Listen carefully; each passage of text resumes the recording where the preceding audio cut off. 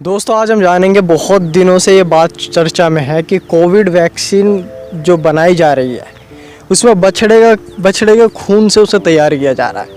क्या ये इस बात में कितनी सच्चाई है और इसका पूरा मामला क्या है, इस बारे में हम पूरा जानेंगे। तो इसको हमें जीरो से समझने के लिए पहले तो हमें ये सच है वैक्सीन बनाने का, पहले तो हमें इसके बारे में पूरा प्रोसेस जानना पड़ेगा कि वैक्सीन बनाने का प्रोसेस क्या है। क्या प्रोसेस में बछड़े का सीरम का इस्तेमाल किया जाता है, ये हमें जानना पड़ेगा। अब बछड़े का सीरम, अब ये सीरम क्या है, ये भी बड़ी वो जानने वाली चीज़ है।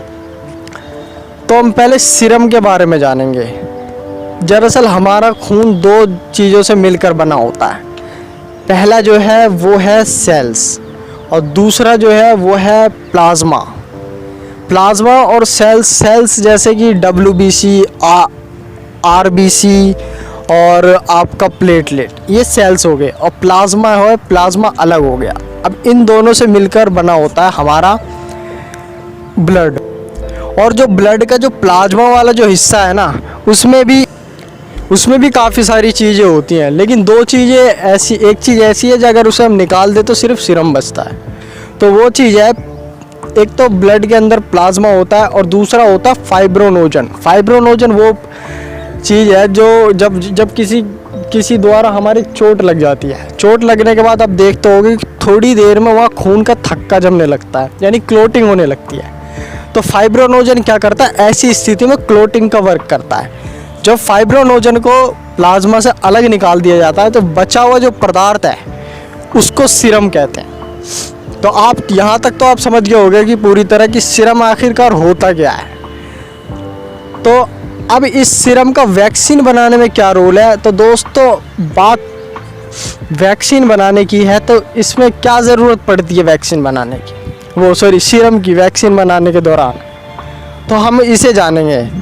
तो दोस्तों वायरस की ज़रूरत होती है वैक्सीन को तैयार करने में। जिस बीमारी के लिए, जिस वायरस को मारने के लिए वैक्सीन बनाई जा रही है, वो उसी वायरस को कमज़ोर करके बनाई जाती है। तो अब कंपनी जो वैक्सीन बना रही है उसको अब बहुत सारा वायरस चाहिए। अब वो वायरस लाए कहाँ से। तो जब कोई वायरस ज़मीन पर पड़ा होता है या किसी जगह पड़ा होता है तो वो एक डेडली स्थिति में होता है, यानी कि बिल्कुल मरियल सा, उसके अंदर दम नहीं, वो भूखा है, प्यासा है। तो उसको क्या करते हैं कंपनी वाले, तो उसको गाय के बछड़े के सीरम में उसको डाला जाता है ताकि वो उसे खा के जल्दी से अपनी ताकत बढ़ा ले। तो जो वायरस है ना वो बहुत ज़्यादा चालू होता है। वो क्या करते हैं, उसे खाना मिलते हैं, वो खाते रहते हैं और अपनी फैमिली प्लानिंग करते हैं, यानी बहुत सारे हो जाते हैं, लाखों की तादाद में हो जाते हैं खा पी के। जब उनकी तादाद बढ़ जाती है तो साइंटिस्ट क्या करते हैं, उस सीरम को और वायरस को केमिकल के थ्रू रगड़ कर अलग कर देते हैं। और जो वायरस जो है ना, उस वायरस को क्या कहते हैं, फिर उसे भूखा तड़पने के लिए छोड़ देते हैं। जब वो बिल्कुल कमज़ोर वायरस हो जाता है, अब वो तादाद में तो बना लिया इन्होंने, अब वो वायरस बिल्कुल कमज़ोर हो जाता है। अब वो वायरस बिल्कुल कमज़ोर हो जाता है तो अब साइंटिस्ट क्या करते हैं, उसको वैक्सीन बनाने में इस्तेमाल करते हैं उसी का। अब उसको बोतल में शीशे में भर के उसको मतलब उसकी पूरी वैक्सीन तैयार करके मार्केट में सप्लाई की जाती है। तो दोस्तों ये था वैक्सीन बनाने का प्रोसेस।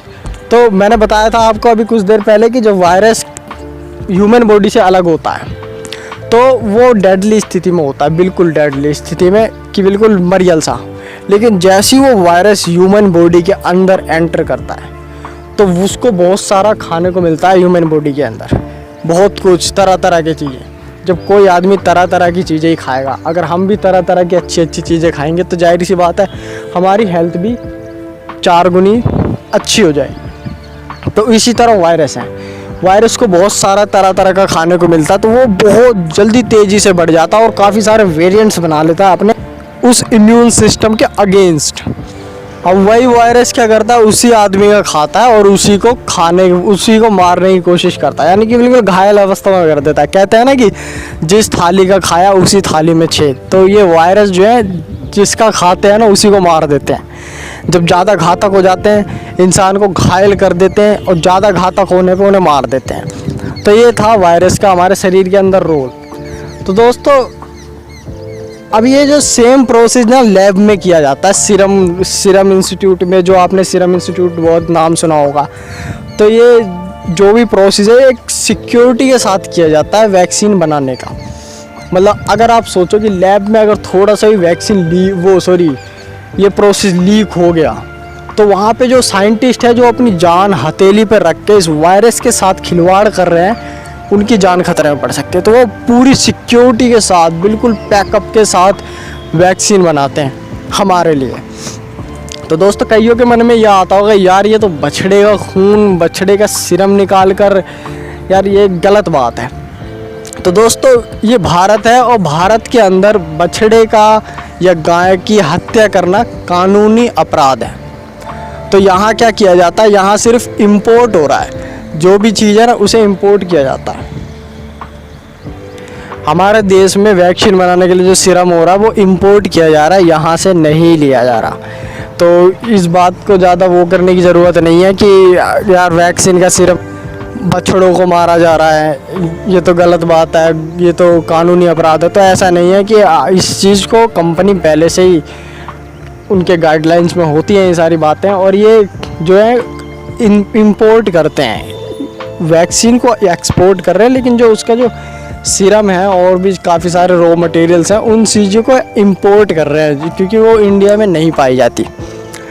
तो दोस्तों ये तो था वैक्सीन का बछड़े से रिलेटेड जो मैंने आपको बताया। लेकिन अगर आप इसी सीरम के इतिहास में जाओगे ना तो कसम से कह रहा हूँ आपके रोंगटे खड़े हो जाएंगे। जब इस कुछ सालों पहले जब ये मान लो कि पोलियो की जब वैक्सीन बन रही थी, जब उस टाइम की बात मान लो, शायद उस टाइम से पहले की बात मान लो, तो पहले क्या करते थे कि वैक्सीन जो है उसको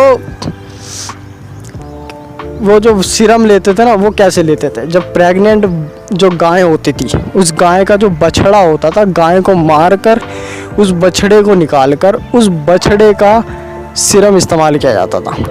तो दोस्तों इसका जो इतिहास है वो तो और ज़्यादा दर्दनाक और भयानक है।